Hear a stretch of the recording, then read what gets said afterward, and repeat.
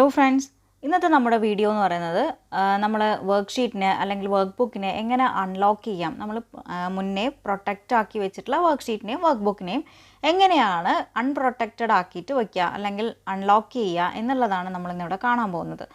അപ്പോൾ അതായത് നമ്മളിപ്പോൾ ഒരു പാസ്വേഡൊക്കെ കൊടുത്ത് പ്രൊട്ടക്റ്റ് ചെയ്ത് വെച്ച വർക്ക്ഷീറ്റ് അല്ലെങ്കിൽ വർക്ക് ബുക്കാണെന്ന് വിചാരിക്കുക. അപ്പോൾ കുറേ കാലം കഴിഞ്ഞ് നമ്മളത് ഓപ്പൺ ചെയ്യാൻ നോക്കുമ്പോൾ നമുക്ക് പാസ്വേഡ് ഓർമ്മയില്ല. എന്താ ചെയ്യുക? അപ്പോൾ അങ്ങനെയുള്ള ടൈമിൽ നമുക്ക് യൂസ് ചെയ്യാൻ പറ്റിയ കുറച്ച് കാര്യങ്ങളാണ് ഞാനിവിടെ പറയാൻ പോകുന്നത്. അതായത് വിത്തൗട്ട് എ തേർഡ് പാർട്ടി ഇല്ലാതെ തന്നെ നമുക്ക് എങ്ങനെ ചെയ്യാം എന്നുള്ളതാണ് ഞാനിവിടെ പറയാൻ പോകുന്നത്. അപ്പോൾ ഇതിലിപ്പോൾ ഫസ്റ്റ് നമ്മൾ വർക്ക്ഷീറ്റ് ലെവലിൽ തുടങ്ങാം. ഇതിന് മുന്നേ ഒരു വീഡിയോയിൽ എങ്ങനെ പ്രൊട്ടക്റ്റ് ചെയ്യാം എന്നുള്ളത് ഇട്ടിട്ടുണ്ടായിരുന്നു അല്ലേ. Worksheet level, work book level, cell ലെവലിൽ വരെ എങ്ങനെ പ്രൊട്ടക്റ്റ് ചെയ്യാം എന്നുള്ള വീഡിയോ ചെയ്തിട്ടുണ്ടായിരുന്നു. അത് കാണാത്തവരുണ്ടെങ്കിൽ കാണുക. അപ്പോൾ നമുക്ക് ഇത് നോക്കാം. ഇതിൽ ഞാനിപ്പോൾ ഫസ്റ്റ് കാണിക്കാൻ പോകുന്നത് വർക്ക്ഷീറ്റ് ലെവലിലാണ്. ഷീറ്റ് ലെവലിൽ എങ്ങനെയാണ് ചെയ്യാമെന്ന് വെച്ചിട്ടുണ്ടെങ്കിൽ, ഞാൻ ഇവിടെ എൻ്റെ ഒരു വർക്ക് ബുക്കാണിത്. ഷീറ്റ് 1 ഉണ്ട് ഇതിൽ, ഷീറ്റ് 2 ഉണ്ട് ഇതിൽ. അപ്പോൾ ഷീറ്റ് 2-നെയാണ് ഞാനിവിടെ പ്രൊട്ടക്റ്റ് ചെയ്യാൻ പോകുന്നത്. പ്രൊട്ടക്റ്റ് ചെയ്യുക എന്ന് പറഞ്ഞാൽ ഷീറ്റിനെ വളരെ ഈസിയാണ് ഷീറ്റിനെ അൺലോക്ക് ചെയ്യാൻ വേണ്ടിയിട്ട്. ഒന്നും നോക്കണ്ട, ജസ്റ്റ് ഇതിനെ കോപ്പി പേസ്റ്റ് ചെയ്തിട്ടുണ്ടെങ്കിൽ നിങ്ങൾക്ക് അൺലോക്ക് ചെയ്തെടുക്കാനുള്ളതേ ഉള്ളൂ. പക്ഷേ ചില സമയത്ത് ഇത് വർക്കാവില്ല. എങ്ങനെയുള്ള സമയമാണെന്ന് ഞാൻ പറഞ്ഞുതരാം. ഇപ്പോൾ ഞാൻ ജസ്റ്റ് സിമ്പിളായിട്ട് പ്രൊട്ടക്റ്റ് ചെയ്ത് കാണിച്ചു തരാം, എന്നിട്ട് അതിനെ അൺലോക്ക് ചെയ്യുന്നത് എങ്ങനെയാണെന്നും പറഞ്ഞുതരാം.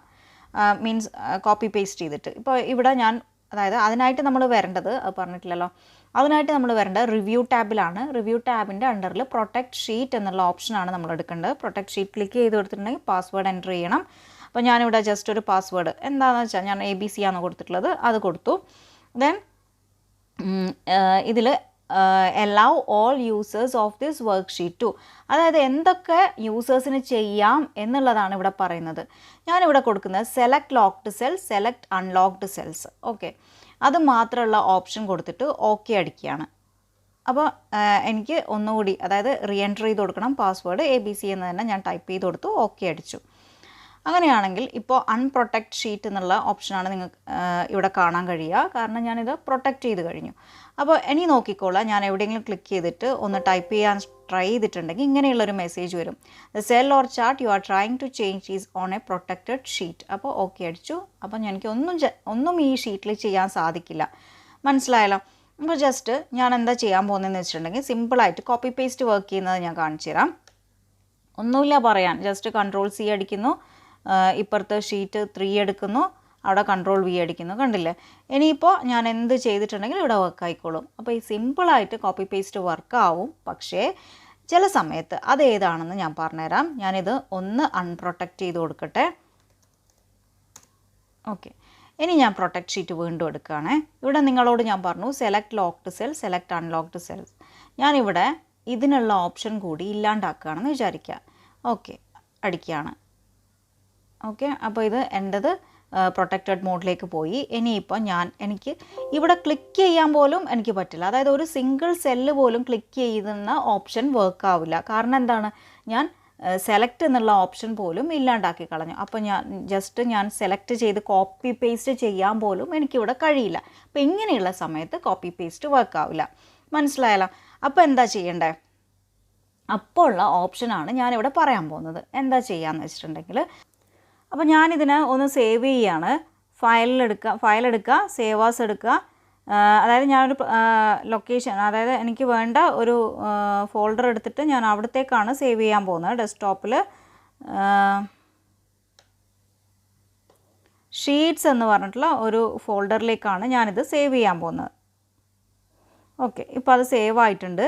ഇനി ഞാൻ ആ ഫോൾഡറിലേക്ക് പോവാണ് കേട്ടോ. ഇതൊന്ന് ക്ലോസ് ചെയ്ത് കൊടുക്കുകയാണ്, എന്നിട്ട് ആ ഫോൾഡറിലേക്ക് പോവാണ്. ഓക്കെ, നമ്മുടെ ഫോൾഡറിൽ ഇപ്പോൾ book1.xlsx എന്ന് പറഞ്ഞിട്ട് സേവ് ആയിട്ടുണ്ട്. ഇത് ഞാൻ ലാർജ് ഐക്കണാക്കി കാണിച്ചു തരാം. ഓക്കെ, മനസ്സിലായല്ലോ?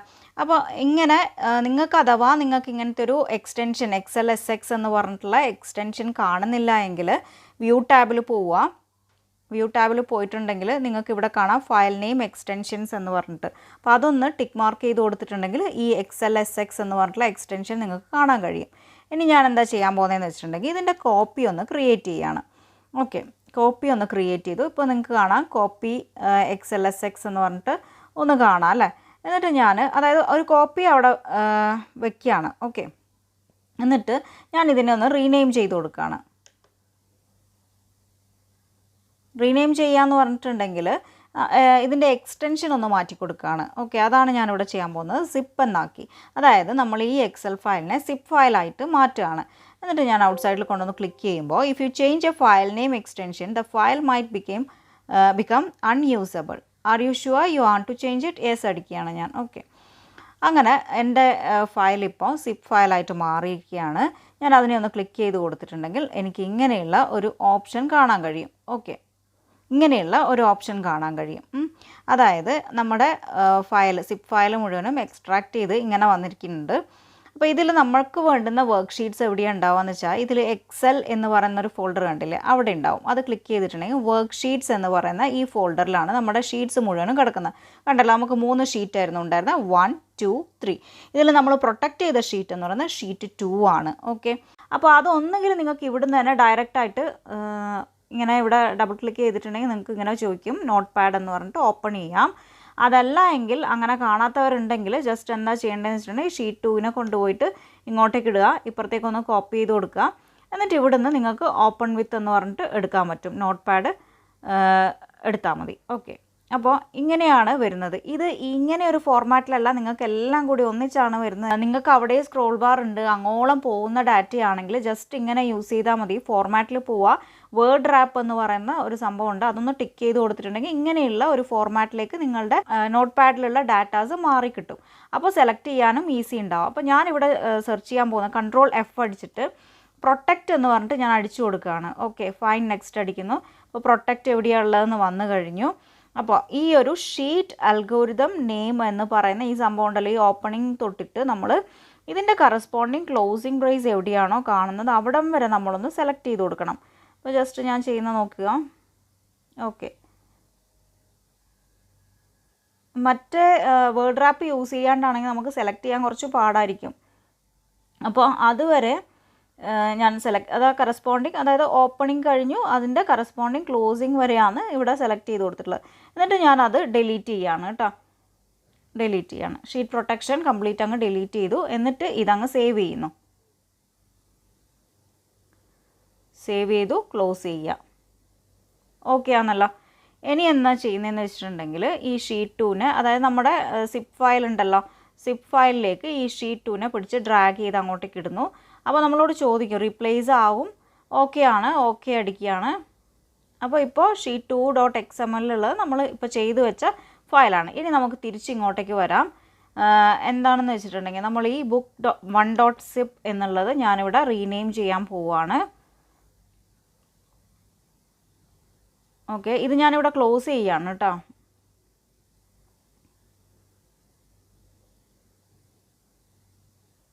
ഇതൊക്കെ ഒന്ന് ക്ലോസ് ചെയ്ത് കൊടുത്തു. ഇനി ഞാൻ ഈ book1.zip എന്നുള്ളത് ഞാൻ എന്താ ചെയ്യാൻ പോകുന്നതെന്ന് വെച്ചിട്ടുണ്ടെങ്കിൽ റീനെയിം ചെയ്ത് കൊടുക്കുകയാണ്. ഓക്കെ, എന്തായിട്ടാണ് നമ്മൾ നേരത്തെ എക്സൽ ഫയൽ പോലെ തന്നെ എക്സൽ SX എന്ന് പറഞ്ഞിട്ട് സേവ് ചെയ്യാൻ പോകണം. ഓക്കെ, യെസ് അടിച്ചു കൊടുക്കുന്നു. ദെൻ ഞാനിതൊന്ന് ഓപ്പൺ ചെയ്ത് നോക്കാം. ഓപ്പൺ ചെയ്യുമ്പോൾ നമുക്ക് ചെക്ക് ചെയ്യാം. കണ്ടോ, സെലക്ട് ചെയ്യാൻ പറ്റുന്നുണ്ട്, എഡിറ്റ് ചെയ്യാൻ പറ്റുന്നുണ്ട്, എല്ലാം കഴിയുന്നുണ്ട്. അപ്പോൾ ഇതൊന്നും ഒരു കുഴപ്പമുള്ള കാര്യമല്ല. കണ്ടോ, ഇവിടെയൊക്കെ നമുക്ക് എന്ത് വേണമെങ്കിലും ചെയ്യാൻ പറ്റുന്നുണ്ട്. അപ്പോൾ ഇങ്ങനെയാണ് നമ്മൾ, അതായത് സെലക്ട് അങ്ങനെയുള്ള ഓപ്ഷൻസ് സെലക്ട് ചെയ്ത് കൊടുത്തിട്ടില്ല എങ്കിൽ ഇങ്ങനെയാണ് നമ്മൾ ഷീറ്റ്സിനെ അൺപ്രൊട്ടക്റ്റ് ചെയ്യേണ്ടത്. സെയിം വേ നമുക്ക് വർക്ക് ബുക്കിനെയും പ്രൊട്ടക്റ്റഡ് മോഡിൽ നിന്ന് അൺപ്രൊട്ടക്റ്റഡ് ആക്കി വയ്ക്കാം. എങ്ങനെയാണെന്ന് നമുക്ക് നോക്കാം. ജസ്റ്റ് ഞാൻ സെയിം വർക്ക് ബുക്കിനെ ഒന്ന് പ്രൊട്ടക്റ്റ് ചെയ്യുകയാണ്. അപ്പോൾ നിങ്ങൾക്കറിയാം ഇവിടെ പോയിട്ട് ഉള്ള ഓപ്ഷൻ ഉണ്ട്, ഇവിടെ എടുത്തിട്ടുണ്ടെങ്കിൽ ഇൻഫോ എന്ന് പറഞ്ഞിട്ടുള്ള ഓപ്ഷനിൽ നിങ്ങൾക്ക് കാണാം ഇവിടെ പ്രൊട്ടക്റ്റ് വർക്ക് ബുക്ക് എന്ന് പറഞ്ഞിട്ടുള്ള ഓപ്ഷൻ ഉണ്ട്. അപ്പോൾ ഇവിടെ നിന്ന് നമുക്ക് ഒരുപാട് ഓപ്ഷൻസ് അവൈലബിൾ ആണ്. എൻക്രിപ്റ്റ് വിത്ത് പാസ്വേഡ്, ഇങ്ങനെയുള്ള കുറേ ഓപ്ഷൻസ് ഉണ്ട്. പക്ഷേ ഈ ഒരു സംഭവം ഞാനിപ്പോൾ പറയാൻ പോകുന്ന കാര്യം എൻക്രിപ്റ്റ് വിത്ത് പാസ്വേഡ് എന്നുള്ള കാര്യം ഉപയോഗിച്ചാണ് നിങ്ങൾ പ്രൊട്ടക്റ്റ് ചെയ്യുന്നതെങ്കിൽ, അതായത് നമ്മുടെ വർക്ക് ബുക്ക് ഓപ്പൺ ചെയ്യാൻ ഒരു പാസ്വേഡ് ആവശ്യമാണ് എന്നുണ്ടെങ്കിൽ അത് വർക്കാവില്ല. അതിന് നമ്മൾ തേർഡ് പാർട്ടീനെ ഡിപ്പെൻഡ് ചെയ്തേ പറ്റുള്ളൂ. അപ്പോൾ അതല്ലാണ്ട് നമ്മളിപ്പോൾ ജസ്റ്റ് ഞാൻ റിവ്യൂ ടാബിലെടുത്ത് കാണിച്ചു തരാം. പ്രൊട്ടക്റ്റ് വർക്ക് ബുക്ക് എന്നുണ്ടല്ലോ, ഇതിൽ നമ്മൾ പ്രൊട്ടക്റ്റ് ചെയ്യുന്ന സ്ട്രക്ചറിനെ മാത്രമാണ്. അതായത് നമ്മൾ അയച്ചു കൊടുക്കുന്ന വർക്ക് ബുക്കിൻ്റെ സ്ട്രക്ചറിനെ, അതിൻ്റെ ഷീറ്റിനെ അങ്ങോട്ടോ ഇങ്ങോട്ടോ മാറ്റാനോ അത് ഡിലീറ്റ് ചെയ്യാനോ ഒന്നും ആർക്കും പറ്റില്ല. പുതിയ ഷീറ്റ്സ് ആഡ് ചെയ്യാനോ ഒന്നും പറ്റില്ല. അങ്ങനെയുള്ളൊരു ഓപ്ഷൻ മാത്രമാണ് ഇവിടെ പ്രൊവൈഡ് ചെയ്യുന്നുണ്ടാവുക. അപ്പോൾ ഞാനിതൊന്ന് പ്രൊട്ടക്റ്റ് ചെയ്ത് കാണിച്ചു തരാം. ജസ്റ്റ് ഞാനൊരു പാസ്വേഡ് കൊടുക്കുകയാണ്. Again retyping the password. Okay അടിച്ചു. ഇപ്പോൾ നമ്മുടെ വർക്ക് ബുക്ക് എന്ന് പറയുന്ന പ്രൊട്ടക്റ്റഡ് മോഡിലേക്ക് പോയി. ഇനി ഞാനിതൊന്ന് സേവ് ചെയ്യാണ്. ബുക്ക് 2 എന്ന് പറഞ്ഞിട്ട് സേവ് ചെയ്യാണ്. ഓക്കെ, അപ്പോൾ ഞാൻ ഡെസ്ക്ടോപ്പിൽ ഷീറ്റ്സിൽ തന്നെയാണ് സേവ് ചെയ്യുന്നത്.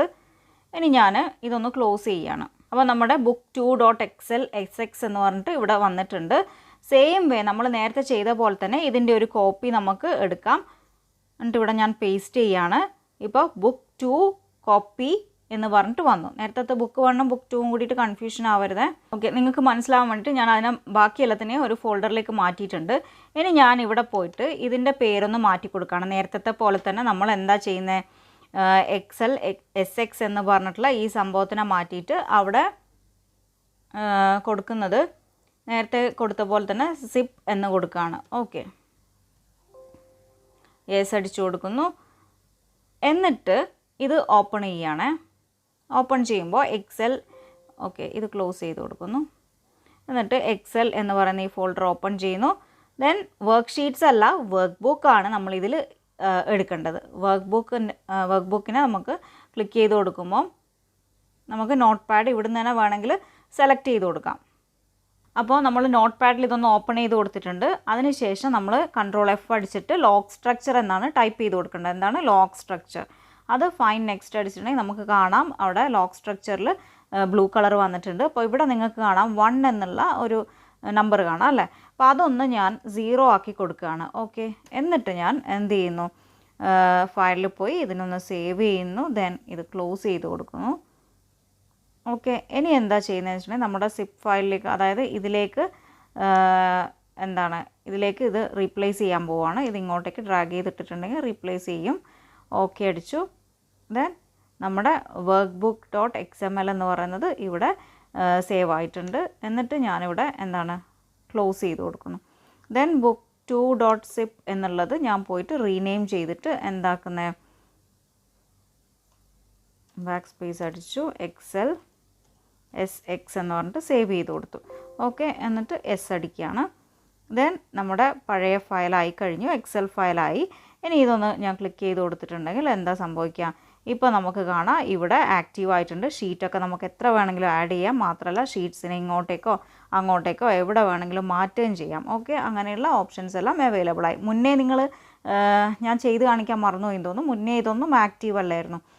ഓക്കെ, അപ്പോൾ ഓർമ്മിക്കുക, ഇതെന്തിൽ മാത്രമേ പറ്റുള്ളൂ, നമ്മൾ സ്ട്രക്ചർ ആൾട്ടർ ചെയ്യാതിരിക്കുക എന്ന് പറഞ്ഞിട്ട് വർക്ക് ബുക്കിനെ പ്രൊട്ടക്റ്റ് ചെയ്യുമ്പോൾ മാത്രമാണ് ഇത് പറ്റുള്ളൂ.